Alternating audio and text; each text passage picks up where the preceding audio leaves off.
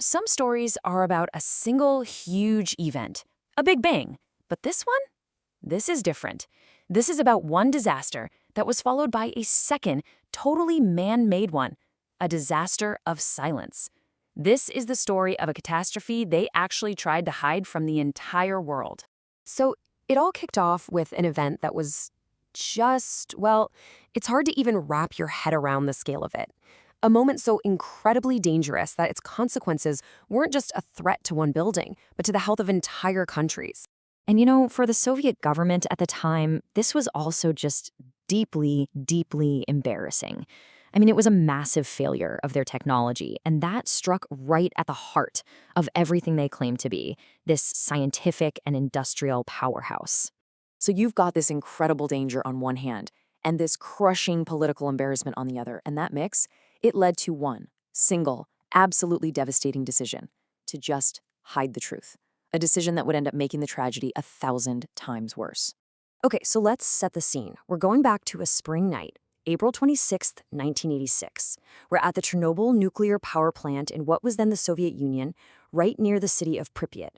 And what was supposed to be just a routine safety check, well, it was about to become one of the most infamous states in modern history. And when it went wrong fast.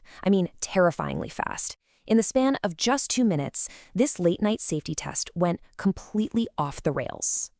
See, they were running it at low power, which was a huge problem because this particular kind of Soviet reactor had a massive design flaw. At low power, it became incredibly unstable.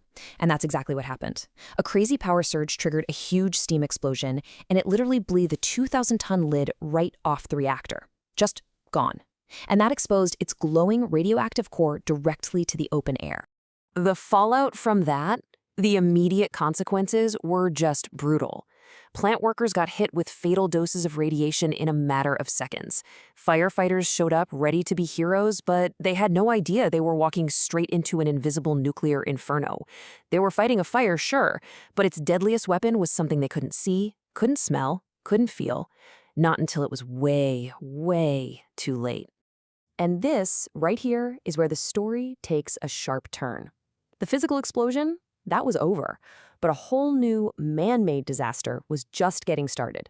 This one wasn't a failure of engineering. Oh no, this was a failure of leadership.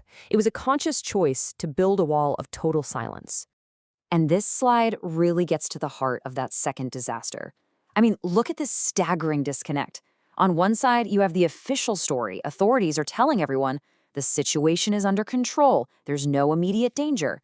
But the reality? It was a complete nightmare. A plume of radioactive particles, basically tiny, invisible bits of poison for your body's cells, was just drifting silently on the wind, poisoning the air, the land, and every single person in its path. And this was the heartbreaking human cost of that lie.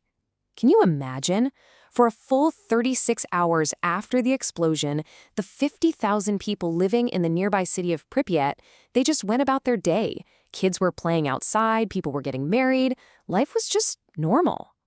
All while the very air they were breathing was filled with that invisible poison. No one told them. They were never warned. So by the time the government was finally forced, and I mean forced, to admit something was wrong and order an evacuation, the damage was already done. It was irreversible. The price for that silence, well, it would be paid by millions of people and by the land itself for generations to come. You can almost see the fallout spreading in stages. First, you have this widespread contamination. Huge areas of farmland and forests across Ukraine and Belarus were basically poisoned, rendered totally uninhabitable. Then came the frantic mass evacuation of over 100,000 people. But it didn't stop there. Soon, radiation monitors all the way over in Sweden started going off the charts. That's what finally forced the secretive Soviet government to admit to the world what had happened. And then finally, the long, slow, awful health crisis for so many people began. So in the end, we're not talking about thousands of people. We're talking about millions. Millions of people across the entire continent were exposed to higher levels of radiation. The initial silence didn't contain the disaster at all. It did the opposite. It basically guaranteed that its impact would be wider, deeper, and just so much more tragic. Fast forward to today, decades later, and Chernobyl's shadow hasn't gone away. Not at all. It's still there, a permanent physical warning. a scar left on the face of the Earth that tells this incredible story of both a technological screw-up and a massive human cover-up.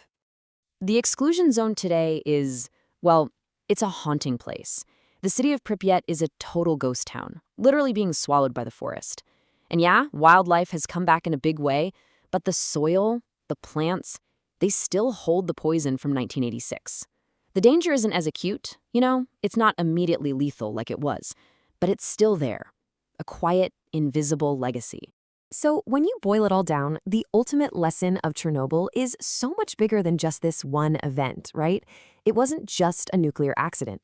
It was this profound, terrifying demonstration that in any crisis, the information you share is just as critical as the actions you take. The silence, the cover-up, that was the real meltdown. And that leaves us with a really important question to think about.